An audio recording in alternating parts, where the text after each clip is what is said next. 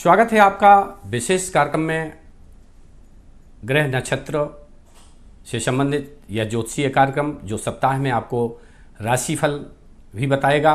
तो इस बार का राशिफल हम ये 10 तारीख से रविवार से और पूर्व की तरह ही शनिवार तक करेंगे, अर्थात तारीख 10 जुलाई से और 16 अगस्त तक सभी 12 राशियों का कैसा रहेगा राशिफल।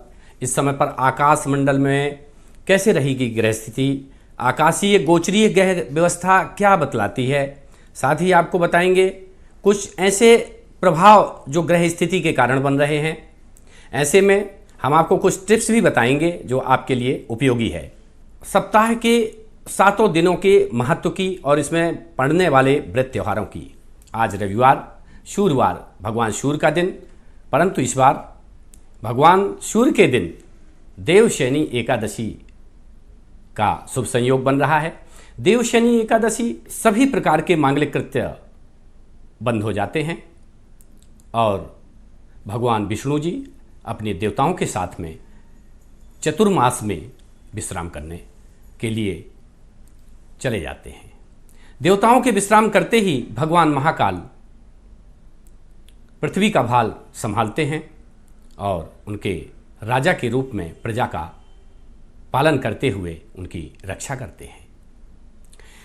मान्यता है कि इस समय पर सभी प्रकार से संक्रमण इत्यादि से संबंधित जो स्थितियां होती हैं, भयावनी डरवानी होती हैं, मेघ तड़कते हैं और चारों तरफ प्राकृतिक प्रकोप जैसी हलचलें दिखाई देती हैं। ऐसे में भगवान शिव ही इन संकट को दूर करते रहते हैं। सप्ताह में देखा जाए तो ये चतुर्मास प्रारंभ होने के बाद दूसरे दिन ही सोमवार के दिन तारीख 11 को सोम प्रदोष व्रत, ये सोम प्रदोष व्रत अर्थात सभी के लिए ये बहुत अच्छा है और श्रावण सोमवार का ये विशेष महत्व रखता है। अगर इस समय पर यही सोम प्रदोष अगर श्रावण में पड़े तो और अच्छा माना जाता है, परंतु सोम प्रदोष रहेगा। चौमासी चौदस उसके बाद ये व्रत भी अच्छा है। पश्चात जो बड़े बड़े जैसे व्रत हैं, अब गुरु पूर्णिमा, ये गुरु पूर्णिमा देखिए ये 13 जुलाई को रहेगी। इस सप्ताह में गुरु पूर्णिमा अर्थात गुरु जी की पूजा करना, वंदे विष्णु जगत गुरुम, अर्थात हम जिनकी उपासना करते हैं, जो हमको ज्ञान देते हैं, उनके लिए हमको एक विशेष रूप से उनकी पूजन करना, उनका आभार व्यक्त करना और उनसे आगे के लिए भी आशीर्वाद की कामना करना। ऐसे में आगे बढ़ते हुए हम देखते हैं कि दूसरे दिन भी बहुत अच्छा योग बन रहा है। पार्थिव शिवलिंग पूजन इत्यादि वैधृति योग रहेगा। शुक्रवार के दिन 15 जुलाई को अशून्य शयन व्रत किया जाएगा। धूम योग रहेगा। गणेश चतुर्थी का व्रत शनिवार को किया जाएगा। गणेश चतुर्थी के व्रत में चंद्रोदय की आवश्यकता होती है कि इस दिन चंद्रोदय किस समय होगा। तो आपको बता दें कि चंद्रोदय 9:22 रात में इस दिन होगा, गणेश चतुर्थी के दिन। इस प्रकार से इस सप्ताह 2 ही प्रमुख मुख्य रूप से व्रत त्योहार बन रहे हैं। एक तो देवशयनी एकादशी और दूसरा गुरु पूर्णिमा। अब बात कर लेते हैं ग्रह नक्षत्रों से संबंधित। ग्रह नक्षत्र आकाशीय ग्रह गोचरी व्यवस्था के अनुसार जो भी ग्रह जहां पर हैं यथा स्थानेषु, सिर्फ चंद्रमा कुछ ग्रह इस समय पर परिवर्तन कर रहे हैं। तारीख 12 को शुक्र राशि परिवर्तन करेंगे। देखा जाए तो 14 को चंद्रमा भी राशि परिवर्तन कर रहा है, 16 को राशि परिवर्तन करेगा। चंद्रमा का भ्रमण काल 3 बार इस सप्ताह परिवर्तन में जाएगा। वृश्चिक, धनु, मकर और कुंभ राशि में चंद्रमा का भ्रमण रहेगा। शनि अपनी स्वयं की राशि में बलशाली हैं। गुरु अपनी स्वयं की राशि में बलशाली रहेंगे। सूर्य और बुध का बुधादित्य योग बना हुआ है। सप्ताह में आधे सप्ताह सूर्य और बुध का बुधादित्य योग रहेगा। इसके बाद ग्रह राशि परिवर्तन करके और इस प्रभाव को कमजोर करेंगे। हालांकि सूर्य और बुध की युति बनी रहेगी। आकाशीय गोचरीय ग्रह व्यवस्था में अगर ग्रहों की स्थिति देखी जाए तो संयोगपूर्ण मंगल और राहु की दृष्टि थोड़ा चिंताजनक बन रही है। मंगल ये देवताओं का सेनापति है, उग्र स्वभाव का है। इसी प्रकार से राहु ये दैत्यों का सेनापति है और ये भी उग्र स्वभाव का है। ऐसे में दोनों में टकराहट बनी हुई है और आगामी 1 माह तक बनी रहेगी। ऐसे में देश और दुनिया को सावधान रहने की आवश्यकता है। राशिफल के लिए चंद्रमा की स्थिति और चंद्र नक्षत्रों की स्थिति हमको देखना चाहिए। हम देखते हैं कि इस सप्ताह चंद्रमा वृश्चिक, धनु, मकर और कुंभ राशि पर भ्रमणरत रहेंगे। नक्षत्रों में विशाखा नक्षत्र से लेकर के और चंद्रमा धनिष्ठा नक्षत्र तक रहेंगे। इसके अनुसार अगर राशिफल का विवरण करें तो हमारे 12 राशियों का राशिफल इस प्रकार से रहेगा। पहली राशि मेष। मेष राशि के स्वामी मंगल, और मंगल वर्तमान समय पर अपनी स्वयं की राशि में विराजमान है। राहु के साथ विराजमान होने से थोड़ा सा द्वंद्व की स्थिति बनी हुई है इस राशि में। और अगर चंद्रमा की स्थिति देखी जाए तो इस राशि से चंद्रमा 8वें, 9वें, 10वें और 11वें भाव में विचरणरत है। अर्थात अष्टम स्थान का चंद्रमा मेष राशि वालों के लिए शुरुआत के जो 2 दिन हैं, जब तक चंद्रमा अष्टम भाव में है, थोड़ा सा डर की आवश्यकता है। गाड़ी वाहन इत्यादि से थोड़ा सावधानी से चलाएं। सप्ताह के मध्य का चंद्रमा ये आपके भाग्य स्थान में 9वें स्थान पर जा रहा है, 10वें स्थान पर रहेगा। 9वें और 10वें एकादश स्थान तक जा रहा है। अर्थात उसके बाद आपका सप्ताहांत भाग्य बल का प्रभाव बल बढ़ा रहेगा, कर्म बल भी अच्छा रहेगा, राज्य से कुछ अच्छे शुभ समाचार प्राप्त हो सकते हैं। और अगर आप व्यापारी वर्ग हैं तो आपको व्यापार से लाभ की भी अच्छी स्थितियां बन रही हैं।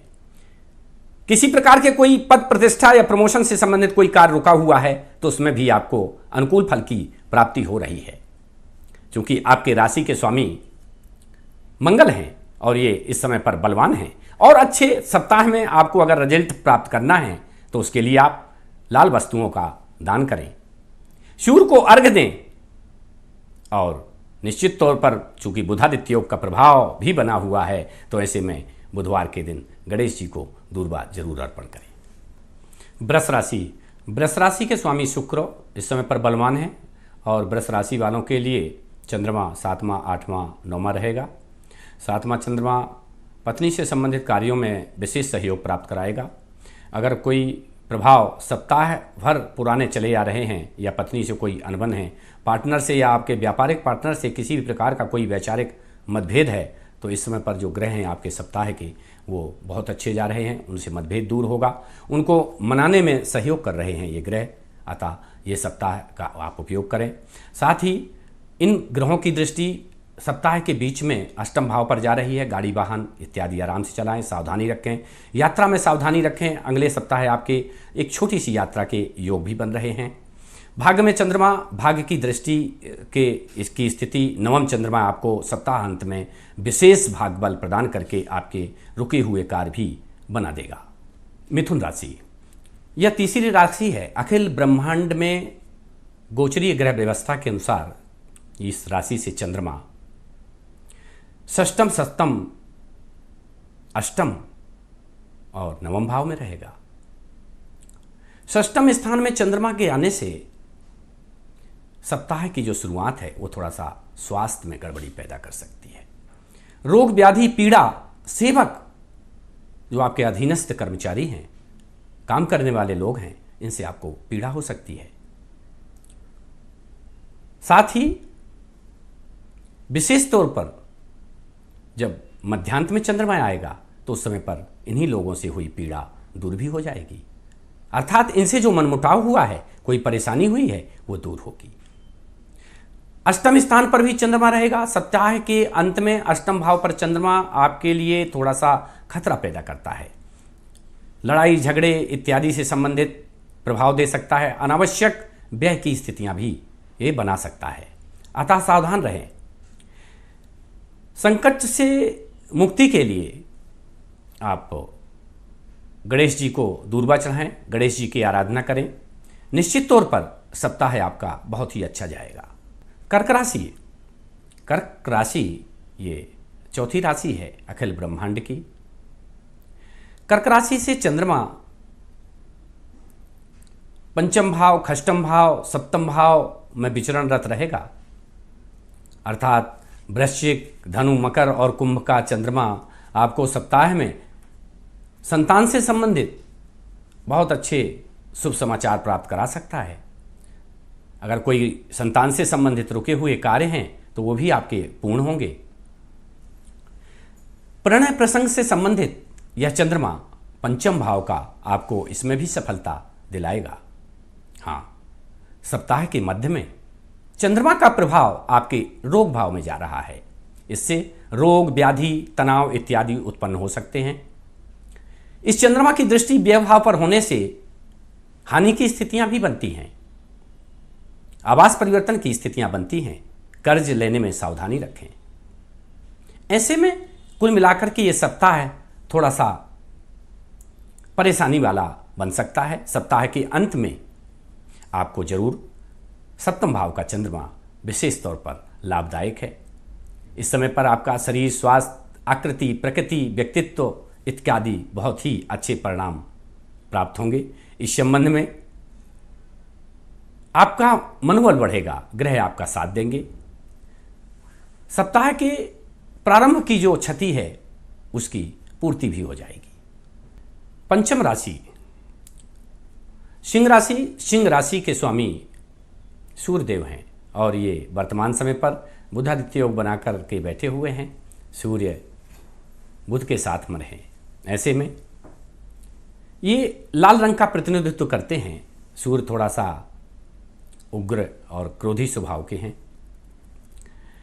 ऐसे में इन राशि वालों के लिए विशेष तौर पर जब कोई क्रूर ग्रह की दृष्टि पड़ती है तो परेशानियां आती हैं। फिलहाल इस सप्ताह में चंद्रमा इन राशि वालों से चतुर्थ, पंचम, षष्ठम और सप्तम स्थान पर प्रभावकारी रहेगा। चतुर्थ भाव में रहने से सप्ताह का जो शुरुआत है इन राशि वालों के लिए बहुत ही सुख कारक है, क्योंकि सुख में चंद्रमा सभी प्रकार के सुख सप्ताह के प्रारंभ में आपको प्राप्त होंगे। सप्ताह के मध्य में चंद्रमा पंचम भाव पर संतान से संबंधित बहुत अच्छे आपको समाचार प्राप्त करा सकता है। उसकी उन्नति, पदोन्नति से संबंधित अच्छे कार्य करा सकता है। मित्रों से आपके संबंध भी बहुत मधुर हो सकते हैं। सप्ताह के अंत में थोड़ा सा रोग कारक प्रभाव बन रहे हैं, स्वास्थ्य में गड़बड़ी पैदा हो रही है, परंतु कोई विशेष चिंता कारक स्थितियां नहीं हैं। सूर्य आपकी राशि के स्वामी हैं। आप अपनी राशि के स्वामी को प्रसन्न करने के लिए सूर्यवार का व्रत करें। प्रातःकाल भगवान सूर्य को अर्घ्य दें और लाल वस्तुओं का दान करें। छठवीं राशि कन्या राशि। और कन्या राशि से जो चंद्रमा की स्थिति है, नक्षत्रादि के जो संबंध हैं वो तीसरे, चौथे, पांचवें और छठवें भाव में विचरणरत हैं। पूरे सप्ताह में तीसरे भाव अर्थात सप्ताह की जो शुरुआत है उसमें आपके पराक्रम में वृद्धि होगी। भाई बंधुओं, सहोदरों से आपको सहयोग प्राप्त होगा। निश्चित तौर पर पराक्रम के प्रभाव सप्ताह की शुरुआत से ही प्राप्त होने लगेंगे। इसके बाद सुख के प्रभाव प्राप्त होंगे। चंद्रमा आपके शुभ भाव में विचरण करेगा। सप्ताह के अंत में चंद्रमा पंचम भाव पर विचरण करेगा। तो ये राशि देखा जाए तो तीनों चरणों से अर्थात सप्ताह के अंत में संतान क्षेत्र में सफलताकारी विशेष योग बन रहे हैं। ऐसे में और अच्छे योग संयोग प्राप्त करने के लिए इन राशि वालों के लिए, चूँकि कन्या राशि के स्वामी बुध हैं, गणेश जी को ये दूर्वा जरूर अर्पण करें। सातवीं राशि तुला राशि। तुला राशि के स्वामी शुक्र हैं। ये सफ़ेद रंग का प्रतिनिधित्व करते हैं और देखा जाए तो इन राशि वालों के जातक विशेष तौर पर कला, मनोरंजन, फिल्म इत्यादि के क्षेत्र में विशेषता प्राप्त किए हुए होते हैं। अगर चंद्रमा और शुक्र का बल इनको प्राप्त हो जाए तो निश्चित तौर पर इनको विशेष सहयोग जीवन में प्राप्त होता है। फिलहाल इन राशि वालों के लिए चंद्रमा का प्रभाव दूसरे भाव में, तीसरे, चौथे और पांचवें भाव में रहेगा। अर्थात दूसरे भाव में चंद्रमा का प्रभाव सप्ताह के प्रारंभ में रहेगा। तो धन आगमन के योग बन रहे हैं। परिवार में अच्छी स्थितियां निर्मित होंगी। अगर किसी प्रकार की कोई वैचारिक मतभेद परिवार में बन रहे हैं तो भी वैचारिक मतभेद समाप्त होंगे। वाणी पर संयम रखें। थोड़ा सा वाणी की स्थिति कमजोर होने से निश्चित तौर पर कुछ हानि हो सकती है। चंद्रमा का मध्यांत समय आपके पराक्रम में जाएगा, पराक्रम में वृद्धि कराएगा और सप्ताह के अंत में चंद्रमा सुख भाव में रहेगा। आपके किसी भी प्रकार के रुके हुए कार्य सुखों में वृद्धिदायक यह चंद्रमा सभी प्रकार के सुख, खाने का सुख, सोने का सुख, नहाने का सुख, रुपए कमाने का सुख, सुख तो सुख ही होता है, ये सभी प्रकार के सुख देने में सक्षम है। ये सप्ताह, ये राशि बहुत ही अच्छी स्थिति में जा रही है। 8वीं राशि वृश्चिक राशि। वृश्चिक राशि के स्वामी मंगल भौमदेव वर्तमान समय पर राहु के साथ में है। थोड़ा सा द्वंद्व की स्थिति बन रही है। द्वंद्व की स्थिति होने के कारण प्रभाव द्वंद्वपूर्ण रहेंगे, क्योंकि चंद्रमा का जो प्रभाव है इस राशि से होते हुए अर्थात लग्न से होते हुए द्वादश तक जो प्रभाव बनते हैं उसमें जो इस सप्ताह इस राशि में चंद्रमा वृश्चिक राशि में अर्थात इसी राशि में रहेगा। इस राशि से दूसरे तीसरे और भाव में भ्रमण करेगा। लग्न से लेकर के अर्थात आपका शरीर, स्वास्थ्य, आकृति, प्रकृति, व्यक्तित्व अच्छी रहेगी। घर परिवार में मधुरता रहेगी। पत्नीय क्षेत्रीय शुभ समाचार आपको प्राप्त होंगे। साथ ही दूसरे भाव में धनागमन के क्षेत्र बनेगा अर्थात सप्ताह के मध्य में धनागमन के बहुत अच्छे अच्छे योग बन रहे हैं। परिवार में सुख की स्थितियां बन रही हैं। आंख में जरूर थोड़ा सा पीड़ा हो रही है, क्योंकि यह चंद्रमा अष्टम पर दृष्टि डाल रहा है। ऐसे में तृतीय भाव का चंद्रमा सप्ताह के अंत में आपके पराक्रम में वृद्धि करेगा। आपका कोई रुका हुआ कार्य है तो पूरा होगा। आपकी उन्नति, पदोन्नति, प्रमोशन इत्यादि के शुभ संयोग भी बन रहे हैं। आपके कोई पुराने विशेष संयोग या किसी भी प्रकार से कोई मित्रों से आपकी विवादपूर्ण स्थिति बन रही है तो यह सप्ताह आपको सप्ताह के अंत में जो दिन हैं उस समय पर सुलझाने के ये ग्रह योग बहुत साथ दे रहे हैं। क्योंकि इसके स्वामी मंगल हैं और मंगल रक्त वर्ण के हैं तो ऐसे में हमको सुंदरकांड का पाठ करना चाहिए और लाल वस्तुओं का दान करना चाहिए। इससे हमारा ग्रह स्वामी बलवान होगा, पुष्ट होगा, तो हमारा सप्ताह क्या पूरा वर्ष अच्छा जाएगा। धनु राशि।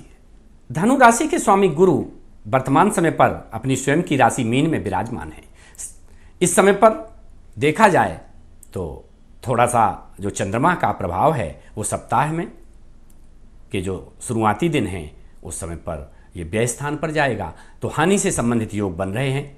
कर्ज की स्थितियां अनुकूल नहीं रहेंगी। आवास परिवर्तन के योग बन रहे हैं। अगर आप कोई किराए का मकान आपने लिया हुआ है या ले रहे हैं तो निश्चित तौर पर इसमें कुछ आपके सौदे में भिन्नताएं आएंगी। ऐसे में सप्ताह के मध्य में चंद्रमा आपके लग्न में रहेगा। लग्न का चंद्रमा हमेशा सुख देता है, पारिवारिक सुख देता है, पत्नी संबंधी विषमताएं दूर करने वाला होता है, पार्टनर से संबंधित विषमताएं दूर करने वाला होता है। अगर आप व्यापारिक क्षेत्र में हैं तो आप का जो पार्टनर है उससे आपकी जो जहाँ समस्याएं उलझी हुई हैं तो निश्चित तौर पर इस सप्ताह के मध्य में सुलझ सकती हैं। सप्ताह के अंत में चंद्रमा धन भाव पर विचरणरत रहेगा और पराक्रम में भी रहेगा, तो इस समय पर आपके धन वृद्धि के योग बन रहे हैं। आपके पराक्रम भाव में बढ़ने के कारण आपके भाई, बंधु, मित्रों इत्यादि से आपके बहुत अच्छे संबंध जाएंगे। ऐसे में ये जो सप्ताह है ये शुरुआत में थोड़ा सा आपको व्यय करा रहा है, सावधानी के संकेत दे रहा है, परंतु पूरा सप्ताह अच्छा जाएगा। सप्ताह को और अच्छे प्रभावशाली ढंग से आप ग्रहों का बल प्राप्त कर सकते हैं। धनु राशि के हैं, पीत वस्तुओं का आप दान करें, गुरुवार का आप व्रत करें तो आपको गुरुबल की प्राप्ति होगी और आपके राशि के स्वामी का बल बढ़ेगा, तो आपको हमेशा ऊर्जाएं अच्छी मिलती रहेंगी। मकर राशि। मकर राशि के स्वामी शनि इस समय पर स्वयं की राशि में विचरण कर रहे हैं। इन राशि वालों के लिए 7.5 का प्रभाव चल रहा है। देखा जाए तो इन राशि से चंद्रमा की स्थिति लाभ, व्यय अर्थात एकादश, द्वादश, लग्न और द्वितीय भाव पर रहेगी। ऐसे में सप्ताह में की जो शुरुआत है वो लाभ से होगी। छोटी मोटी यात्रा के योग भी बन रहे हैं। इसके बाद सप्ताह का जो मध्य है उसमें व्यय की स्थितियां बन रही हैं। सप्ताह के अंत में आपको सुख समृद्धि की स्थितियां बनेंगी, साथ ही आपके धन में भी वृद्धि होगी। हानि को दूर करने के लिए, अचानक हानि की स्थितियों से बचने के लिए आप शनिवार को पीपल के पेड़ में दीपक अवश्य लगाएं, शनिवार का व्रत करें, क्योंकि 7.5 का प्रभाव आपके ऊपर चल रहा है। 12वीं राशि है और इनके भी स्वामी शनिदेव हैं। शनिदेव इस समय पर बहुत बलवान हैं। ये अखंड ब्रह्मांड के सर्वोच्च न्यायाधीश हैं। तो इनसे संबंधित जो जातक होते हैं वो न्यायप्रिय होते हैं। शनि महाराज अन्याय करने से रुष्ट हो जाते हैं, अतः आप अन्याय न करें। निश्चित तौर पर आपकी राशि इस समय पर राज्य भाव में विचरण करते हुए चंद्रमा की शुरुआत करेगी, अर्थात राज्य से संबंधित किसी भी प्रकार के कोई रुके हुए कार्य हैं, उन्नति पदोन्नति से संबंधित आपके कार्य पूर्ण होंगे। इसके बाद चंद्रमा का प्रभाव लाभ स्थान पर जाएगा। लाभ स्थान पे आपको हमेशा की तरह लाभ ही लाभ हो सकते हैं, सभी प्रकार के लाभ। संतानादि से संबंधित क्षेत्र के शुभ समाचार प्राप्ति का लाभ भी होगा। ऐसे में ये राशि सप्ताह के अंत में व्यय भाव में थोड़ा जा रही है। आपको खर्च की अधिकता बढ़ सकती है, हानि हो सकती है, आवास परिवर्तन की भी स्थितियां बन सकती हैं। किसी प्रकार के व्यापार परिवर्तन से संबंधित संभावनाएं निर्मित हो सकती हैं।